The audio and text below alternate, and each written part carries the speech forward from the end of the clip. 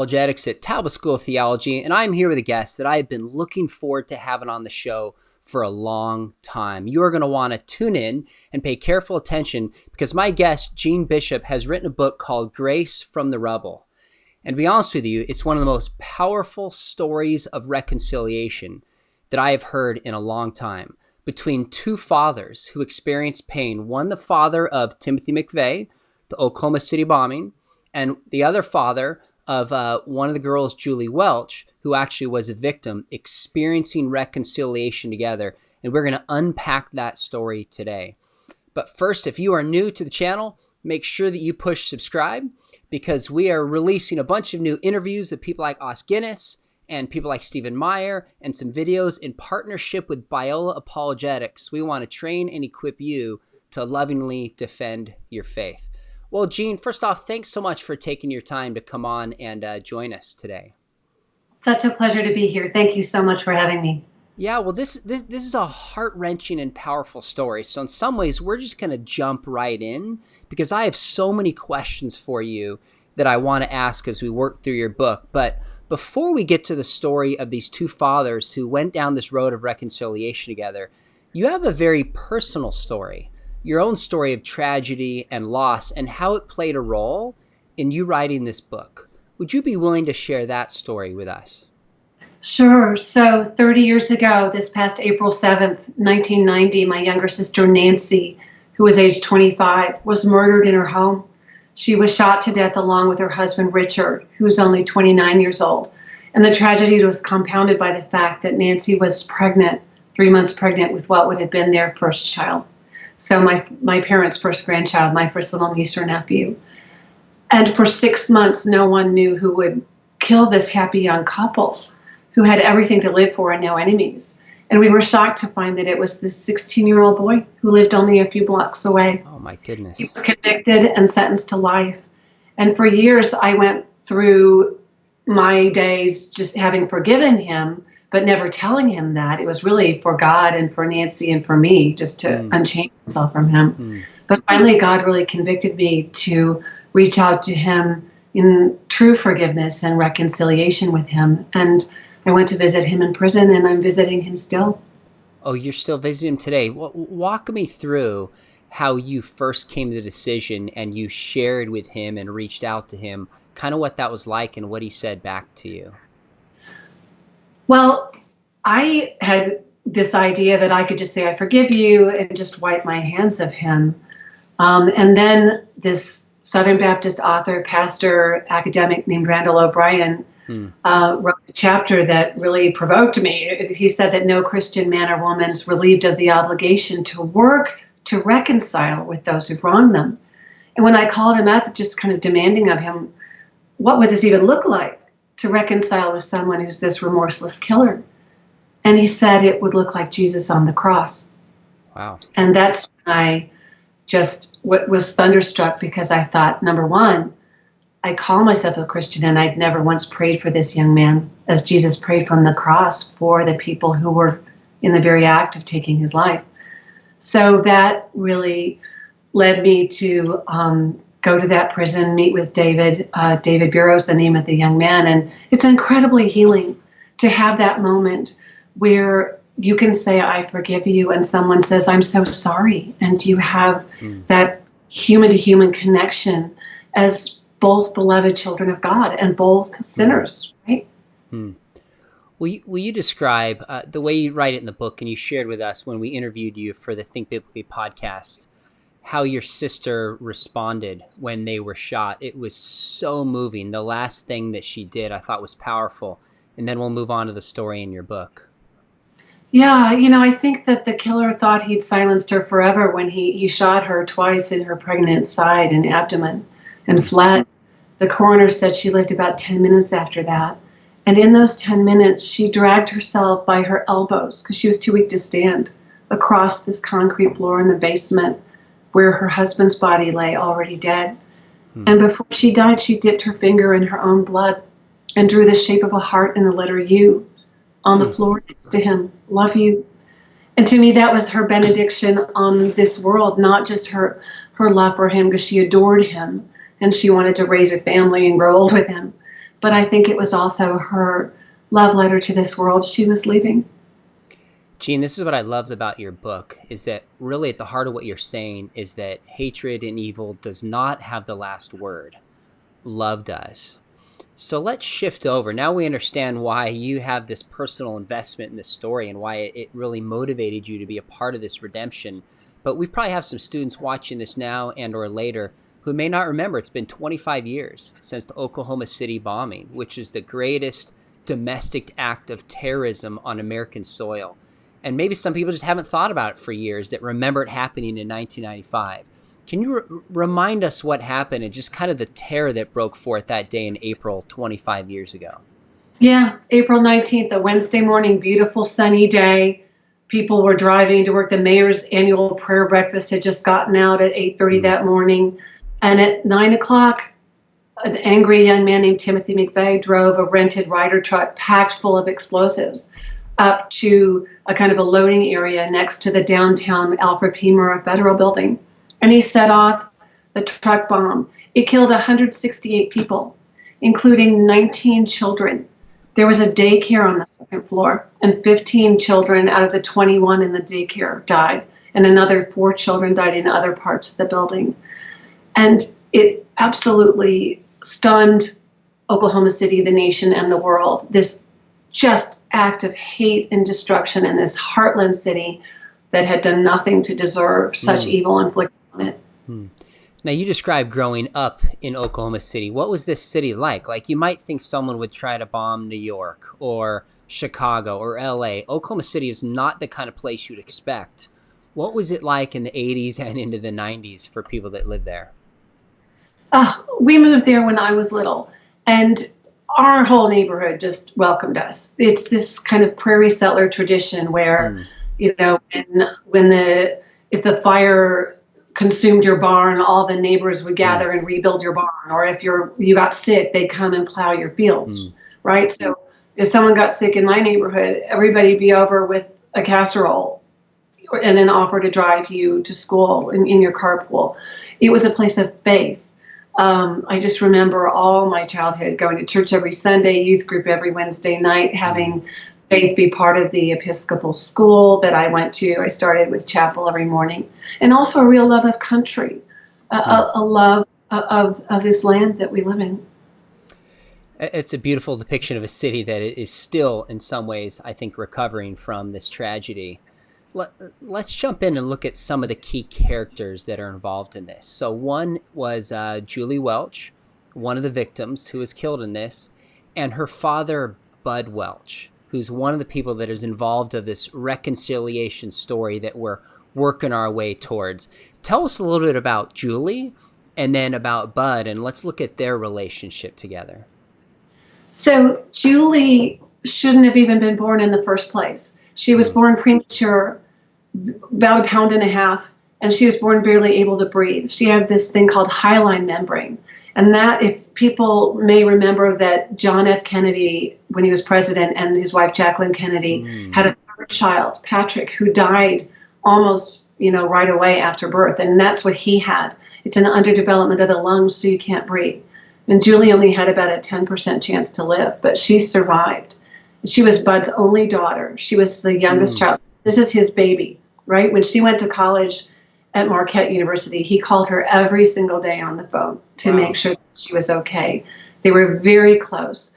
And she was a genius at languages. She was fluent in 5 languages. So she worked as an interpreter on the first floor of the Murrah building for the Social Security Administration. And she spent her whole workday helping other people. She was also a girl of deep faith. She was a daily communicant in the Catholic Church, meaning that every single day before work, she would get up an hour early and go to Mass before she came to work. So imagine from the age of 21 years old to the age of 23 when she died, spending every single day in the presence of Christ.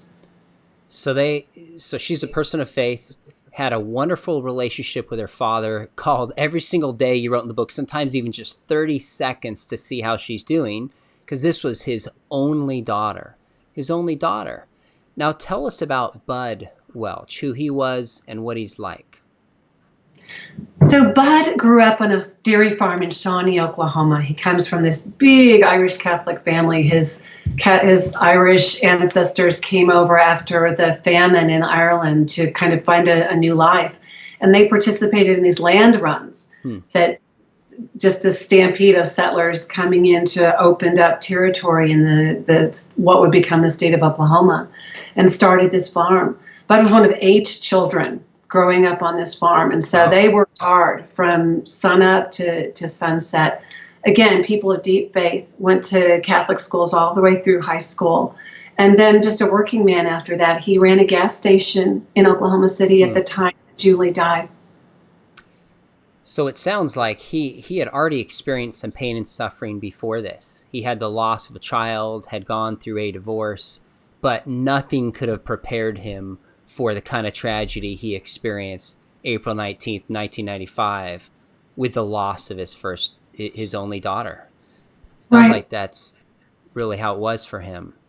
His first child died almost at childbirth, and that was a blow to him. But I think in so many ways this was worse because he had already lost a child. And when she almost died at her birth, he just said he spent the whole time praying, saying, I'd already lost one child. I didn't want to lose another one. And then, of course, he did, tragically. So I want to come back to how he responded to this, as really any father would. But let's talk about Bill McVeigh for a moment. So he's the father of Tim McVeigh, who was the bomber for Oklahoma City, the primary person who was responsible for it. What is Bill like? Bill McVeigh has spent his whole life in the 5-mile radius of this little town where he lives, Pendleton, New York, which is kind of a rural area outside Lockport, New York, where the locks of the Erie Canal go through and kind of go towards the Niagara Escarpment near Niagara Falls. He also grew up on a farm. He grew up in an Irish Catholic family. He too went to Catholic schools all the way through high school and then became a working man. He worked almost 40 years at an auto parts plant, working the furnace on the night shift, because he also experienced a divorce that kind of broke his heart. And he and his son Tim lived alone in this little house that Bill McVeigh still lives in. He worked the night shift so that he could be there for Tim during the day to get him off to school and so on. And he is this wonderful, quiet man who belongs to things, does things. He's part of the Veterans Association and the fire company volunteers and the church that he goes to and the Eagles Club, this charitable organization, the bowling league. He's just a man who is so embedded in his community. It sounds like from reading your book, he is just loved and cared for, and people appreciate him widespread because his faithfulness and character. And tell us what he does even with his garden. I thought this was so moving. Oh, I love it. When I first heard about Bill McVeigh's garden, I thought, a little garden, like my little garden in back. It's half the size of a hockey rink. It's enormous. His yard is literally the size of a football field. Wow. And his garden takes up, and so it's row after row of corn, beans, squash, potatoes, pumpkins, lettuce, everything. And he gives it away. He gives it away to people who need it. There's some grandparents that I write about in the book who had to take in their grandchildren because the parents had gotten in trouble with the law. I think it may have been like an opioid addiction thing that so much of America is experiencing. And these grandparents were retired. One worked as part-time as a cook at the local jail. And so it was a way of helping them by providing this food. So let's talk about Tim for a minute. Whenever there's a tragedy like this, we always want to figure out what can drive somebody to blow up a building and take so many lives. And although we can't necessarily solve it, tell me some of the factors that contributed to him coming to the point where he could do such a thing. Here's the thing that was so scary in my research about him for the book. He was this totally normal kid, completely unremarkable. He wasn't a good student. He wasn't a bad student. He'd never been in trouble at school, never been in trouble with the law in the town. There was no red flag. He was struggling to find a good job after he graduated from high school because the economy back then in Western New York was just tanking. So he joined the Army and came home and told his father. His father said, great, good. Well, he was sent off in a cohort with two guys named Terry Nichols and Michael Fortier, his co-conspirators to the bombing, who were older than him, who one came from Kingman, Arizona, the other came from this part of Michigan, that both were anti-government, pro-militia. You know, Terry Nichols tried to tear up his U.S. passport and renounce his citizenship. He refused to recognize the jurisdiction of courts over him when he was taken in for credit cards and, you know, child support things. And so they had this anti-government kind of hate that I think just poisoned Tim McVeigh when they went off in the army together and into war. Tim came back with PTSD, struggled to find a job, and this anger just fueled him, along with a real love for weapons. Jeanne, maybe you've heard this or maybe not. I haven't asked you this, but Terry Nichols sent a letter from prison to a friend of mine who I teach with at Biola. And this friend of mine years ago was working at the Christian Research Institute answering questions.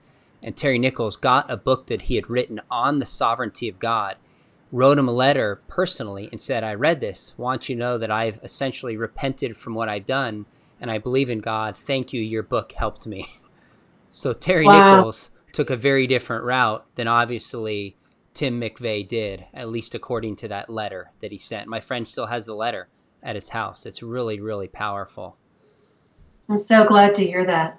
So let's go to Bill, this beloved man who cares for people. What was it like when he first heard that his son was the one who'd caused the bombing? Because I can't imagine being a father getting that news.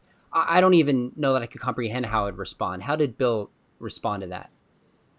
Oh, I mean, he was just dumbstruck. And horrified. Bill was so devastated that a child of his could cause such hurt to other people. Bill cooperated fully with the FBI. It was when the FBI had come to visit his house as part of an investigation, trying to find out if this young white male with a buzz cut and these sharp features that had been, part of the sketch of the person who'd rented the truck, actually was his son. They showed him the sketch, and that was when the call came in to the FBI agents there at his home saying, yes, it's a match. We know it was Timothy McVeigh, and we have him in custody. I can't even imagine what that would be like and how he would have to live with that. Let's go to Bud.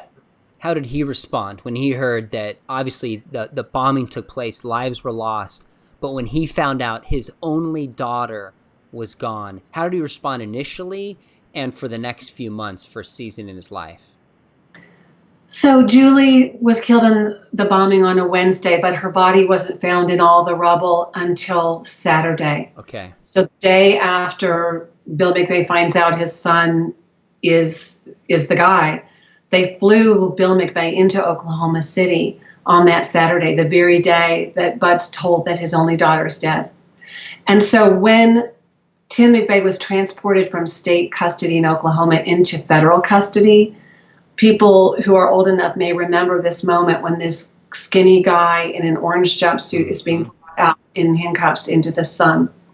And a crowd had found out who it was and gathered and were yelling things at him, baby killer, murderer. Bud saw this angry crowd there, and he was so angry himself and full of rage and grief that he told me he hoped that right then and there a sniper would be in that crowd and pull out a gun and shoot him right there. Wow. To shoot him. Wow.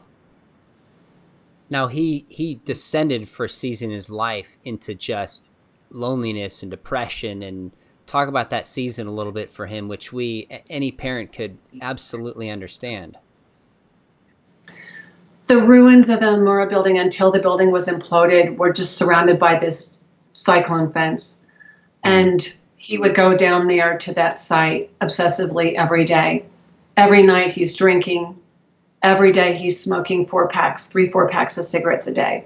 Wow. And the customers at his gas station say to him, Bud, you're killing yourself with this hate. And Bud said, I don't care, that the sooner I die, the sooner I'll go to heaven and be with my daughter Julie again. But after a while, after months and months passed, he saw the truth of what those friends of his were saying to him, that this was not healing him, that it was never going to heal him to hate Timothy McVeigh, So then he started trying to think, okay, well, why? Why had he done this? And when he found out that it was just retaliation and revenge against the federal government for its perceived misdeeds in Ruby Ridge and Waco, Texas, and other places where McVeigh thought that the government had attacked and hurt its own citizens, he wanted to cause this uprising against the federal government, which of course came to nothing. It was utterly useless. All this bombing did was break the hearts of every single person who knew those 168 people. But Bud thought, well, if all we do is just kill this guy, if we just execute him and that's our answer to this evil he did, it's just more retaliation and revenge. And where does it end? Where does this cycle end? It ends with me. I don't want him to die. I'm going to forgive him. So Bud Welch, the father of one of the victims, became an outspoken opponent of the death penalty before Timothy McVeigh was put to death. Is that correct? The foremost spokesperson. And believe me, not everybody in Oklahoma City was standing on the sidelines cheering, going, "Oh, good for you, Bud! Isn't that great?" I'm sure it was hard. But it was a principled, faithful act on his part. I watched the PBS documentary on this, and at the very end, one of the last things that Timothy McVeigh says was, "Look, if you put me to death, I win." Basically, it's 168-1.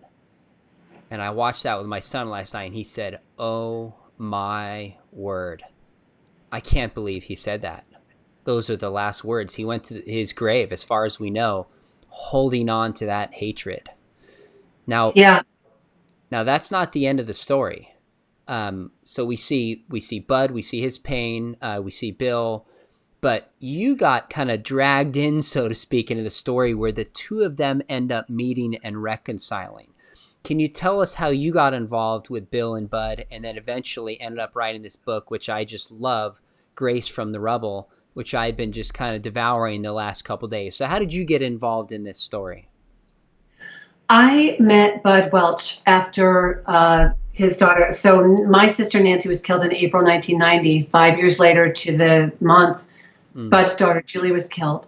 And I met Bud as part of a group of people who don't believe that more killing is the solution to the murders of our loved ones, that their lives are not honored by shedding more blood and digging another grave and creating another grieving family.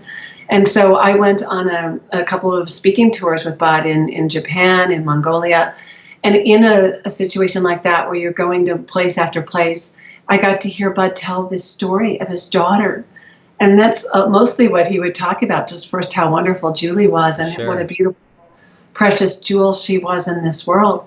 But then he talked about his reasons for opposing executions.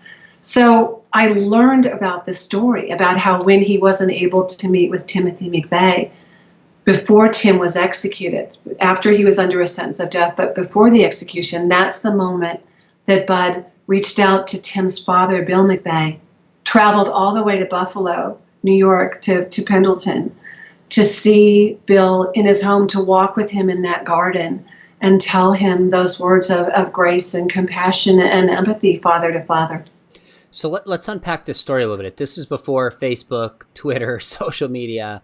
How on earth did Bud from Oklahoma go find Bill? Because I would imagine Bill, if anything, with his last name McVeigh, didn't want to leave that 5 miles he grew up in, didn't want people to see him anywhere. So how did Bud even find him? I love this story so much. So Bud is a Catholic in Oklahoma City, which is being different than being a Catholic in Buffalo, New York.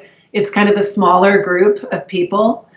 And Bud thought, if I just call a nun up in Buffalo, New York, she'll know Bill McVeigh. Oh my goodness. So the nun is this woman named Sister Rosalind Rosenkowski. And I love this woman. I got to meet her and I was interviewing people about the book. So she's about this tall. Her day job is being a counselor at Attica Prison, this notorious violent prison in New York. And her night job is working at a kind of a halfway house for returning citizens from prison.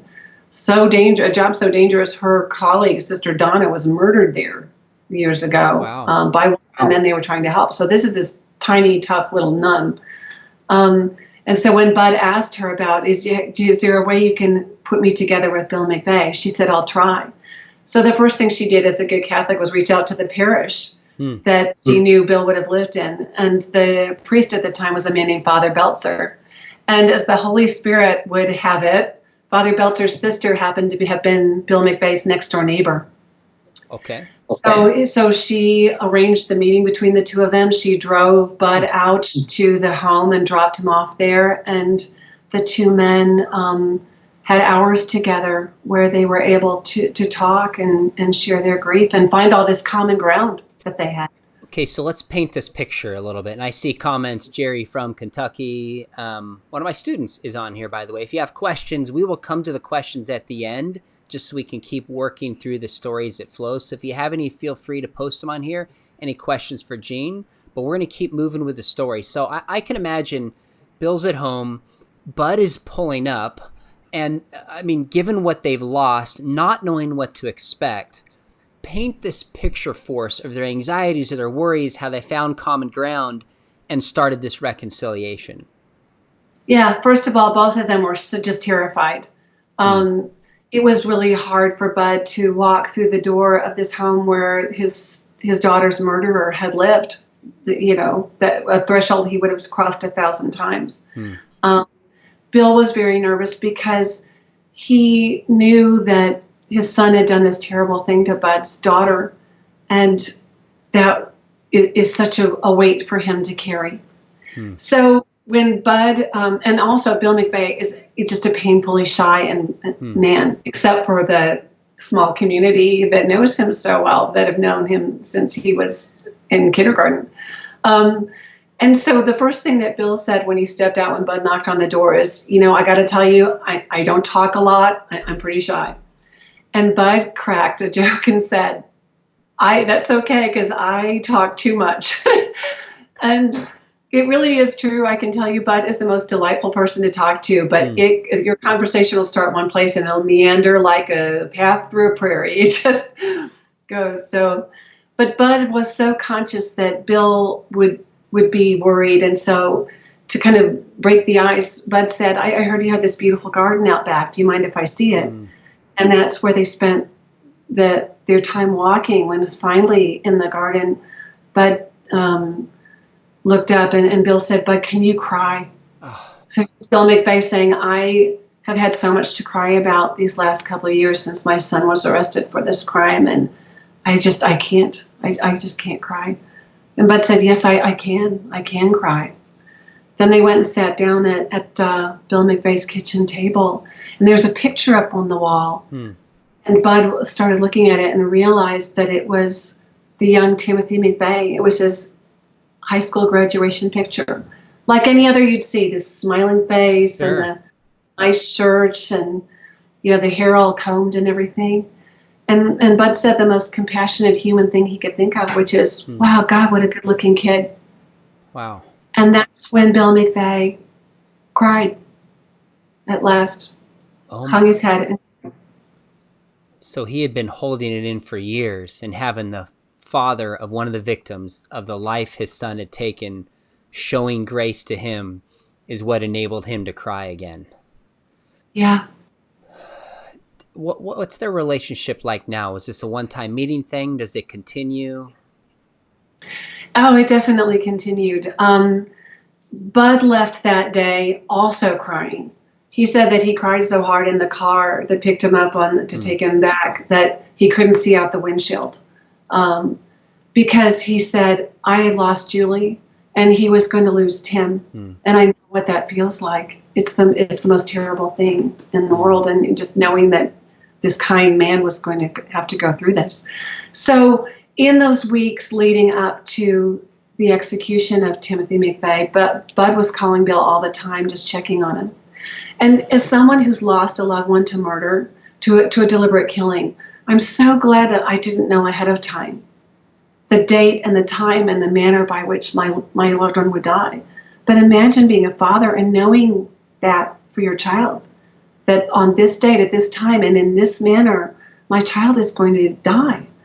And so Bud was calling him, checking him on all the time. And when he's there in the area, he'll stop and visit. Once there was a plane crash near where Bill lived, and Bud was immediately on the phone to say, like, are you okay? The interesting thing, though, and poignant thing, I think, is that Bill McVeigh will never call Bud. And I asked, why is that? And he said, I don't have a right to call him. I invited Bill McVeigh to go with me to my hometown, Oklahoma City. I'd like to, he had been there under such sad circumstances. I'd love for him to go now and see the beautiful Memorial Museum and, the lake.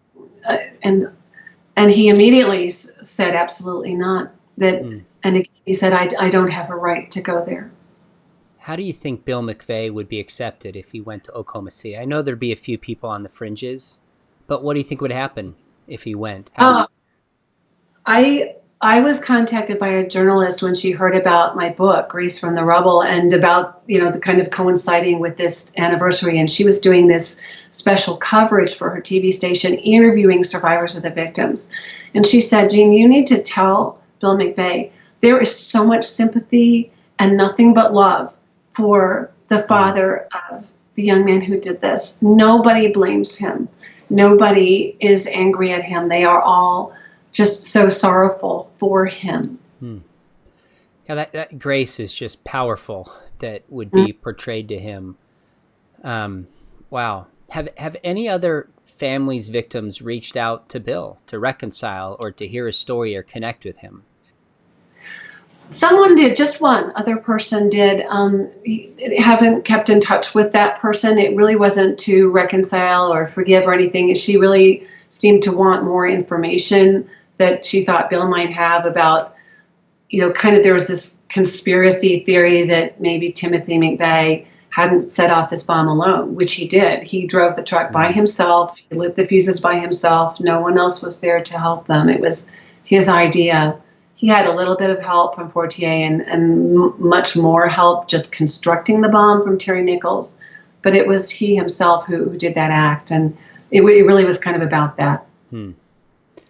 There was an interview you describe in the book that I just paused and had to go share with my wife about a journalist, Ed Bradley, from 60 Minutes.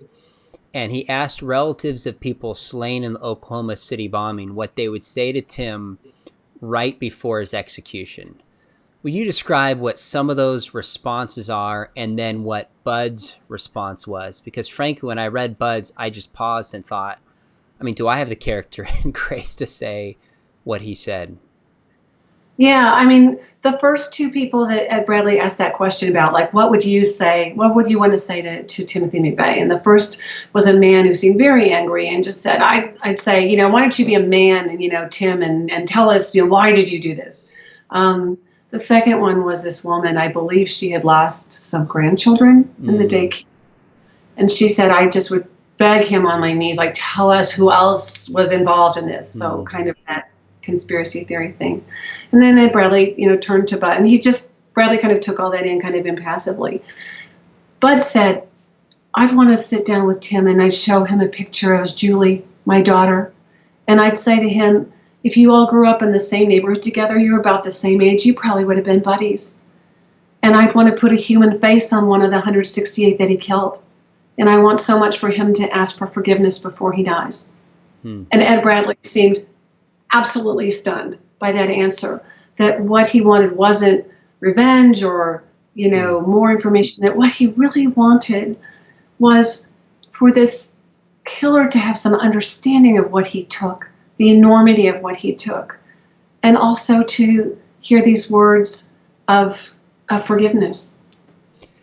I think for Bud to recognize the humanity in Tim, although engulfed by evil, engulfed by hatred, but still realizing this is a valuable human being who could turn and repent from his wickedness. To me, that's almost supernatural that somebody could respond that way. It reminds me of what Jesus said in the cross, Father, forgive them. They know not what they do. That seems like a supernatural thing to me. I'm curious for you, amidst all of this, how has this story affected you personally? What have you learned about yourself? What have you learned about your faith? How has it shaped you in ways you didn't anticipate getting into the weeds of this story and meeting these men? I am just so struck by their humility, their goodness, their willingness to risk, to step out, across that divide and reach out to someone who really should be your enemy, and instead become, these enduring friends.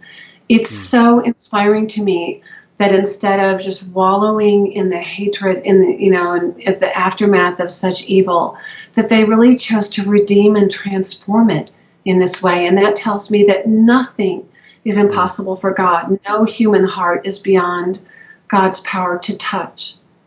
That's such a powerful word and a powerful takeaway, that anybody who had their child taken away from them can still find forgiveness and healing, even though the pain itself may never go away. You have an epilogue in the book that is perhaps the biggest question that people have asked for all time. In fact, it's a question at the heart of the book of Job, which I've been reading in the morning. It's a question that people have been asking right now amidst this COVID-19 and the suffering with the economy, with people losing their lives. Where is God in this suffering and in this evil we see around us? Now, of course, something like a coronavirus that has a natural evil component to it, even though some people have contributed to the suffering, is a little bit different than somebody choosing to cause suffering to somebody else.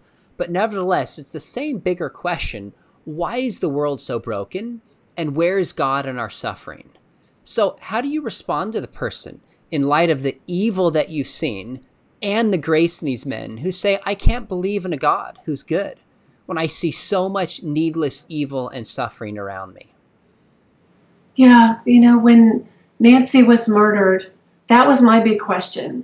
Not why had this person done it, whoever did it, because I understand that people have free will and God doesn't make us puppets. God wants us to choose to love, to choose to do good or evil, and gives us that choice. I got that. But my question was, God, where were you? And it wasn't until I learned about Nancy's message of love, written in her dying moments, that I understood that God was right there. God was right there holding her as she died. God was weeping with her as the life flowed out of her body. And she was going to God, to love. We're promised in one of our most beloved passages of Scripture, Psalm 23, that we are walking through this valley of the shadow of death, right? But God is with us. Thou art with me, right? We are not alone, and we'll never be alone. And evil will never have the last word. Love will always have the last word on our lives. There is nothing more powerful. If you're listening in and have questions for Jeanne, go ahead and type them in and I'll ask them. I've got a few more for you that I want to run by you, but now would be a good time to add them. If you have a question you want her to address and think about from her book and research on this story, what would be your encouragement right now for people who are suffering? And there's a lot of people hurting economically. There's a lot of people hurting relationally. I've seen some studies that divorce and domestic violence is up. People that are hurting spiritually and living in very uncertain times, so to speak. Based on your research with this, what encouragement would you give to people in the moment we're in right now who are hurting?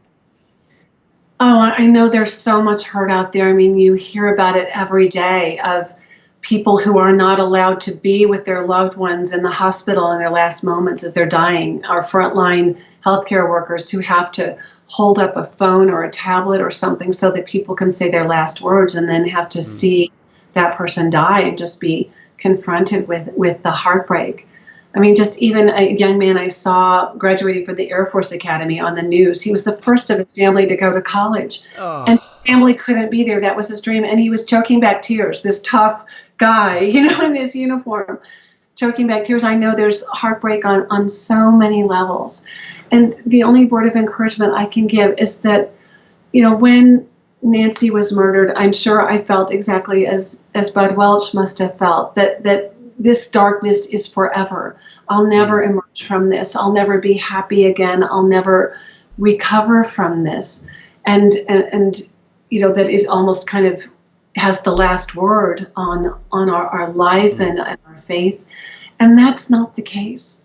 God has such power to transform all of this, to take earth that was barren and frozen and laid waste and scarred by war, ravaged by disease, and transform it into something fertile and soft where things can grow and new life can come up. It is so hard to see that in that darkness, but I promise you, having come through it, it is the truest truth that you can ever know. Well, that is beautiful. And that's not just academic or theoretical for you. You've been there and you've experienced and you've come through it. So those are very, very meaningful words. We have a question from Jerry in Kentucky. He says, what are your thoughts on why Tim McVeigh did what he did and why he did not repent in prison? That's a great question. Tim was very overt about why he did what he did. He picked April 19th because it was the second anniversary of this incident between the FBI and the ATF, two agencies of the federal government, and this group of a kind of a cult called the Branch Davidians in Waco, Texas. They had this charismatic leader, David Koresh, who was wanted on weapons violations. And so there was a standoff, a siege of this compound that was full of women and children, in addition to men, armed to the teeth. And there was a standoff that after 51 days, the FBI and ATF lobbed tear gas into the compound. It caught fire. And in the flames and the gunfire that was exchanged, 76 people died, including a lot of women and children. And so McVeigh, then that was his moment where he decided, I am going to strike back against the federal government for this. They're going to pay for this. So he researched carefully where he would do this attack. And he thought of doing it in Waco, but it's just a little small, teeny federal building there. He wanted a big, grand gesture. And he wanted a place where there would be the most amount of destruction. That's why he picked the 9-story, multi-million-dollar, glass-fronted Murrah building, because he knew the glass would break away easily and kill the most people. That's why he did it. Why did he go to his death? Not saying, because he told his father, the only person he really said anything about this to, I know everybody wants me to say I'm sorry, but the government kills people all the time. And he just decided that he was going to go to his death, which he voluntarily did. He did not want to spend the rest of his life in prison. He wanted to go to his death like a soldier. That's what's listed on his death certificate for occupation, soldier. Man alive. It shows the power of ideas, doesn't it? Yeah. I just watched this week with my kids, and I'd encourage anybody out there with kids watching this, 12 and up, just to watch the PBS documentary, because they tell a story. And in Waco, Timothy McVeigh shows up and he's selling bumper stickers, anti-government bumper stickers. And when this went down, it just calloused him. And you see as he talks, these ideas are in his mind. He has a warped worldview. And you add to that, the Bible got it right about human sinfulness and human brokenness and the twistedness of the heart. In a sense, we are all capable of doing things far worse than we would even like to concede and admit. That's part of the message that comes out. That's a great question, Jerry. If there's other questions, feel free to list them here. You said something towards the beginning of your book that jumped out to me, because I teach apologetics at Talbot School of Theology, Biola University, and a lot of apologetics is defending the faith, making arguments, advancing reasons, as Jesus did oftentimes. He said, hey, we fulfilled prophecy. He gives evidence that his worldview is true. But you also said at the beginning that it's stories that move us, not arguments. And I think that's right. That's why I think the best apologists give us facts and evidence, but they move us to what is true through stories. So what do you hope that telling this story accomplishes in people's lives? I think it shows that this is possible. I mean, this really happened. This isn't a novel. This is a true story of two real men who lived with, what is not only still the nation's worst act of domestic terrorism, it was actually the worst strike on American soil since Pearl Harbor.